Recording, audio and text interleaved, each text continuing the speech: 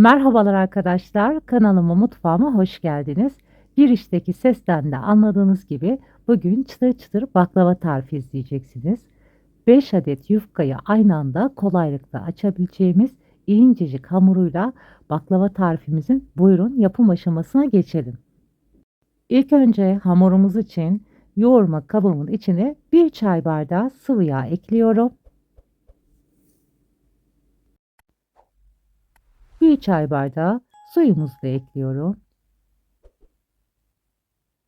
1 çay bardağı süt ekliyorum. Sütümüz soğuk olmayacak. Hamurumuzun güzel olması için mutlaka sıvı malzemelerin oda ısısında bekletmemiz gerekiyor. Yarım saat önce hamurumuzu yoğurmadan bekletmemiz yeterli. 2 adet yine oda ısısında bekletmiş olduğum yumurtamı ekliyorum. Çırpma teliyle malzemelerimi karıştırdıktan sonra 2 yemek kaşığı üzüm sirkemi ekliyorum. Üzüm sirkesi yerine elma sirkesi de ekleyebilirsiniz. Elma veya üzüm sirkesinin hiçbir farkı yok arkadaşlar. Hangisi varsa elinizde onu kullanabilirsiniz. Malzememi güzelce çırpma teliyle karıştırıyorum. Baklavamızın detaylarını kaçırmamak için videoya atlamadan izlemenizi tavsiye ederim. Bu sayede aralarda vermiş olduğum püf noktalarını da kaçırmamış olursunuz. Unumun bir kısmını yoğurma kaseme ekliyorum. Spatula yardımıyla biraz karıştıracağım. Geri kalan unumu da ekleyeceğim. Toplamda 6 su bardağı un ekledim. Bu arada unum baklavalık böreklik özel un. Normal unla yapmamanızı tavsiye ederim. Bu baklavalık unla ne kadar güzel açıldığını az sonra da kendiniz de göreceksiniz. Unum için kullandığım bardak ölçüsü 200 milimlik klasik su bardağı. Benim hamuruma 6 su bardağı tam yeterli geldi. Ama her zaman dediğim gibi un marka kalitesine göre değişebileceği için sizler hamurunuzun kıvamına göre un miktarını ayarlayabilirsiniz. Hamurumuz çok sert ve çok yumuşak olmayacak. Ele yapışmayan hamur kıvamına gelene kadar yoğurmaya devam edeceğim. Unumu yavaş yavaş ekliyorum. Bir anda eklemiyorum. Kıvamlı güzel bir hamur elde etmek için. Hamur kabımda güzel kıvam alana kadar yoğurdum. Sonrasında hamurumu tezgahıma alıyorum. Bu şekilde 15 dakika yoğuracağım ki hamurum güzel özlü bir hamur olması için baklava hamurunu mutlaka çok güzel yoğurmalısınız. Bu şekilde açarak da güzelce hamurumuzu toparlayalım. Baklava hamurunu ne kadar güzel yoğurursanız o kadar güzel ve rahat açarsınız. Gördüğünüz gibi arkadaşlar hamurumun rengi de kıvamı da çok güzel oldu. Bakın ben size göstermek istiyorum. Ele yapışmayan gördüğünüz gibi bu kıvamda hamur olması yeterli. Hamurumu özenle yoğurduktan sonra artık hamur kesme aparatımla ortadan ikiye keseceğim. Sonrasında elimle yuvarlayarak uzun rulo yapacağım. 30 tane beze elde edeceğim. Ceviz büyüklüğünde keseceğim. Sizler eğer daha büyük açabiliyorsanız tekli olarak daha büyük bezeler elde edebilirsiniz. Veya benim gibi bu şekilde 30 tane beze yaparak beşli beşli açabilirsiniz. Hamurunuzu benim gibi başta güzel yoğurursanız bezeleme işleminiz de daha kolaylıkla ve çabuk olmuş olur. Bakın hemen ben yuvarladığımda çok çabuk güzel pürüzsüz bir bezeler elde ettim. Başta hamurumu güzel yoğurduğum için büyüklük ufaklık olarak da yine tekrar bezelerimden parçaları alıyorum. Aynı eşit büyüklükte olmasına özen gösteriyorum. Bütün bezelerimi aynı işlem yaparak devam ediyorum. Yuvarlamış olduğum bezelerimi büyük servis tabağına alıyorum. Üzerine buzdolap poşetiyle örtüyorum. Hava almayacak şekilde örtelim. Sonrasında bir tane daha poşet üzerine geçireceğim. Buzdolabında bu şekilde en az 2 saat dinlendireceğim. Sizin zamanınız yoksa 1 saatte dinlendirebilirsiniz. Benim gibi 2 saat dinlendirirseniz hamurunuz daha güzel açılacak. Hamurumuz dinlenirken ben de şerbetinin yapımını başlıyorum. 4,5 su bardağı toz şekerini tencereme ekliyorum. Kullandığım bardak ölçüsü klasik 200 milimlik su bardağı. 5 su bardağı su ekliyorum. 4,5 su bardağı toz şekere 5 su bardağı su ekleyip ocağımın üzerine alıyorum. Orta göz ocakta pişireceğim şerbetimi. Kaynamaya başladıktan sonra 15-16 dakika kadar saat tutarak kaynatacağım arkadaşlar. Şekerimiz eriyene kadar şerbetimizi biraz karıştıralım. Dediğim gibi orta göz ocakta pişirin. Büyük göz ocakta pişirirseniz şerbetiniz çabuk koyulaşır. Orta göz ocakta 16 dakika kaynatmanız yeterli. Şerbetim kaynamaya başlarken üzerine çeyrek limonumu sıkıyorum. Limonumu da içine atıyorum. Bu şekilde kaynamaya devam edecek. Evet arkadaşlar, benim şerbetim yaklaşık 16 dakika kaynamıştı. Bakın hemen damlalarını kontrol ediyorum. Eğer son damlalar ağır ağır damlıyorsa artık şerbetimiz olmuş demektir. Ocağımın altını kapatıyorum. Kenarda şerbetimi soğumaya bırakıyorum. Baklavam sıcak, şerbetim soğuk olacak. 2 saat buzdolabında dinlendirmiş olduğum bezelerimi bu şekilde tezgahıma alıyorum. Nişastaya bulayarak açıyorum. Ufak pasta tabağı büyüklüğünde açmamız yeterli. 3-4 tane bezemi nişastanın içine aldım. Geri kalan bezelerimin üstünü tekrar buzdolap poşetiyle örttüm ki bezelerimin üzerinin kurumaması için. Açmış olduğum bezemi kenarda bir tepsinin içine alıyorum. Aralarında bolca nişastalıyorum. Bu şekilde arkadaşlar tekrar üzerini buzdolap poşetiyle örteceğim ki bu şekilde de kenarda dururken üzerinin kurumaması için. Tekrar geri kalan bezelerimi de aynı işlemi yaparak pasta tabağı büyüklüğünde açmamız yeterli. Bu aşamalarda bol nişasta kullanmayı unutmayalım. Evet arkadaşlar, bütün bezelerimi açtım. Aralarında bol bol nişastaladım. Hiç birbirlerine yapışma olmayacak. Aralarında bol nişasta olduğu için tekrar buzdolap poşeti örtüyorum. Bu şekilde oda ısısında en az yarım saat dinlenmeye bırakıyorum. Bezelerimizin hava almaması için buzdolap poşetinin üzerinde bez örteceğim. Sizler de o şekilde yapmayı unutmayın. Evet, yarım saat oda ısısında bekletmiş olduğum bezelerimi alacağım. 5 tanesini hemen tezgaha alıyorum. Tezgahımın üzerine çok az nişasta döküyorum. Sonrasında 5 adet bezemi alıyorum üst üste. 4 tanesini kenara koyuyorum. Bezelerimin arasını tekrar bolca nişasta gezdiriyorum. Elimle de güzelce her yerin eşit şekilde dağılımını sağlıyorum. Bu aşamada dökeceğiz bolca nişasta arkadaşlar. Sonrasında artık hiç dökmeden nişastayı devam edeceğiz açmaya. O sebeple bu aşamada bolca aralarını nişastaya gezdirelim. Mezemin en üstünde nişastaladıktan sonra güzelce elimle de her yerin dağılımını sağladım nişastanın. Merdanemi alıyorum. Bu şekilde dokunuşlar yaparak açmaya başlıyorum. Merdanemle büyütebildiğim kadar büyüteceğim. Sonrasını oklavayla devam edeceğim.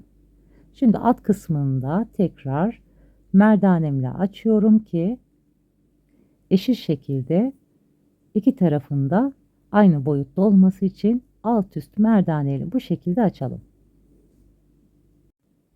Oklava kullanamıyorsanız merdane ile bu şekilde büyütmeye devam edin. Tepsinizden büyük olacak şekilde merdane ile açabildiğiniz kadar açın. Yine aynı incelikte kat kat baklavalar elde edeceksiniz. Merdanemle güzelce hamurumu açıyorum.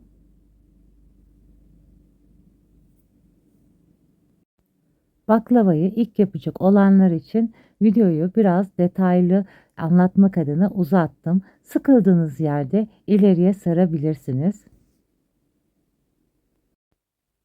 Burada bir hatırlatma yapmak istiyorum. Başta demeyi unutmuşum. Ben arkadaşlar baklavaya sadece süt kullanıyorum. Yoğurt artık kullanmıyorum.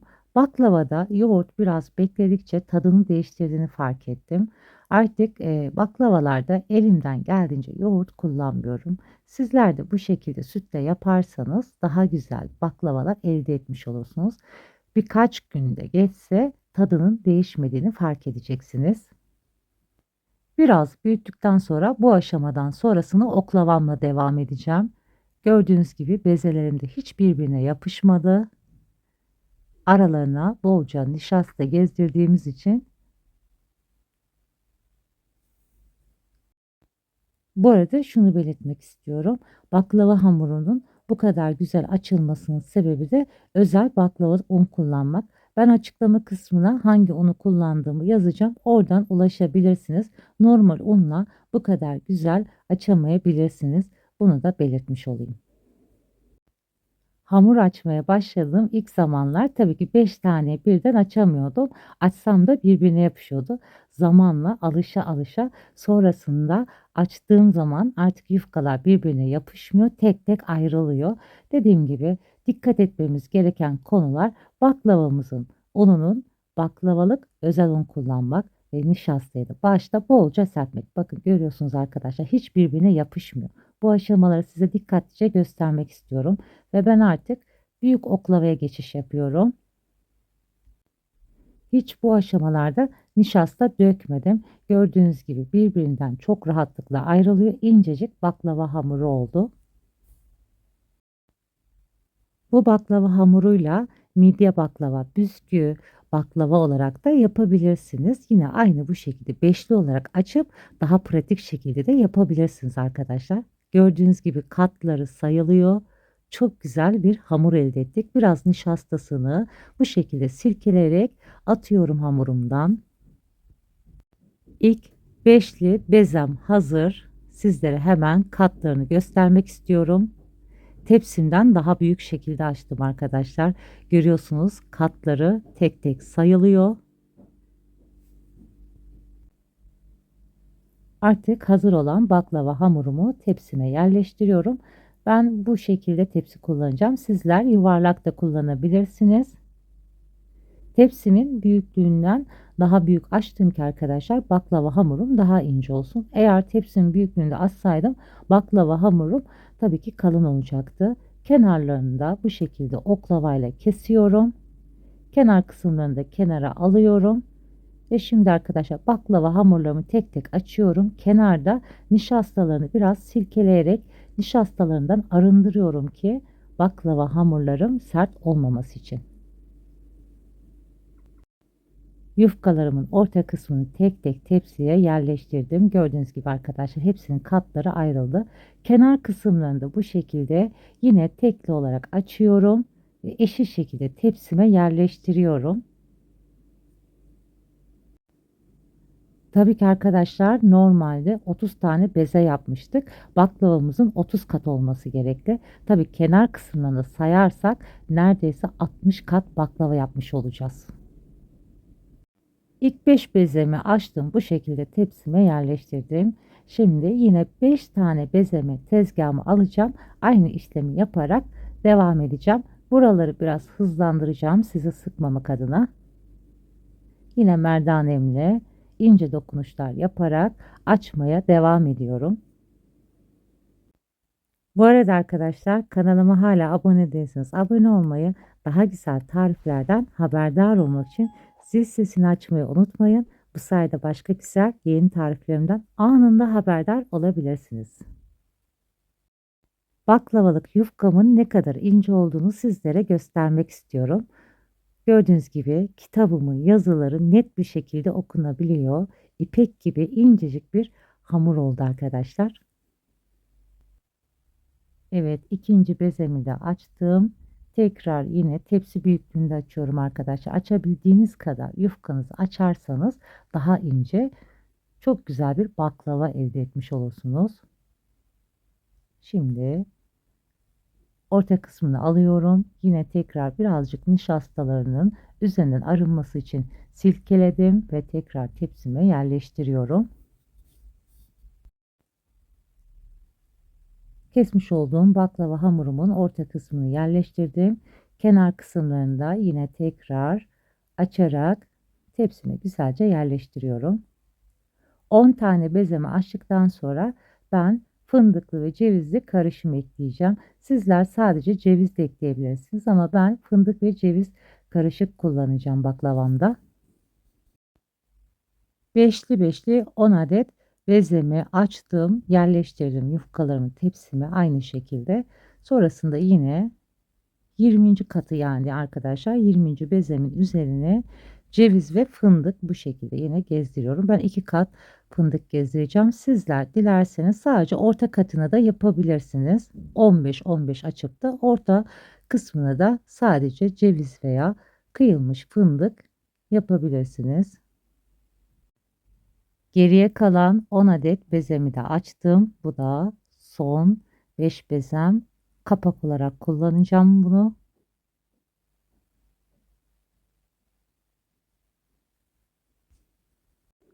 Baklavayı açtığınız ortamın camı ve kapısının kapalı olmasına dikkat edin. Bu sayede hamurunuzu çok güzel açabilirsiniz. Hamurumun tekrar kenarlarını kesiyorum. 5 tane bezemin bu orta kısmını alacağım. Bu şekilde oklavaya saracağım. Üst kapak kısmı olduğu için arkadaşlar bunu bu şekilde oklavaya saralım. Sonrasında üzerine yerleştireceğiz. Evet yine gördüğünüz gibi tek tek açılıyor zaten yufkalarım. Araları hiç yapışma olmadı. Dediğim gibi sizler de bu püf noktalarına dikkat ederseniz sizlerin de hamurları yapışmadan bu şekilde açabilirsiniz. Ben yine kenarlarını bu şekilde aralarına koyacağım. Tek tek açarak koyuyorum ki arkadaşlar aralarında hamurlaşma olmaması için. Sizler de bu şekilde yaparsanız baklavanızda hiç hamurlaşma olmaz. Evet kenara ayırmış olduğum kapatmak için yufkalarımı da tepsime güzelce yerleştiriyorum. Gerçekten baklavacıları kıskandıracak bir baklava hamuru oldu. Sizlerin de umarım deneyip beğeneceği güzel bir tarif olmuştur. Kenar kısımlarında bıçakla içe doğru katlıyorum ki daha düzgün bir baklavamızın görüntüsü olması için. Ben kare olarak keseceğim. Sizler dilerseniz klasik baklava olarak kesebilirsiniz. Çok simetrik olduğum söylenemez arkadaşlar ama elimden geldiğince kare kesmeye çalışıyorum. Çekim yaparken biraz yamukluklar olmuş ama o kadar olur. Baklavamı dilimlerken ben ufak tavama 250 gram kadar tereyağımı aldım. Kısık ateşte erittim. Benim tereyağımın üzerinden köpük çıkmadı. Eğer sizin tereyağınızın üzerinde köpük olursa mutlaka kaşık yardımıyla o köpükleri temizlemeye özen gösterin. Ve tereyağımın dibindeki ayranlı kısmı kaseye dökmüyorum. Tereyağımın üzerindeki temiz kısımdan kaseye döküyorum ki baklavamın üzerinde kötü görüntü olmaması için mutlaka bunlara dikkat edelim. Bir su bardağından bir parmak eksik sıvı yağ da ekliyorum. Ve sonrasında baklava hamurumun üzerine yağımızı döküyoruz. Sizler margarin katı yağ da kullanabilirsiniz. Eğer katı yağ veya tereyağı sevmiyorsanız sadece sıvı yağla da pişirebilirsiniz. Ben birkaç arkadaşıma çok kez sıvı yağla yapmıştım. Çok da güzel çıtır çıtır oluyor arkadaşlar. Ama lezzet açısından tereyağı tabii ki baklava ayrı bir güzellik katıyor. Yağımı da baklavaya döktükten sonra 180 derecede ilk önce baklavamı fanlı ayarda o tarafta pişireceğim. Öncesinde ısıtmış olduğum 180 derece fanlı ayarda o tarafta baklavamı pişirmeye bırakıyorum. Baklavanızın çıtır çıtır hamur olmaması için pişirmesi çok önemli. Şerbeti de çok önemli. İkisini de güzel yaptığınızda baklavanız çıtır çıtır olacak. Evet gördüğünüz gibi benim baklavam kabardı ve hafif pembeleşti. Ben şimdi fırınımın ayarını 165 dereceye getireceğim. Fansız ayarda bu şekilde toplamda 1,5 saat baklavamı pişireceğim.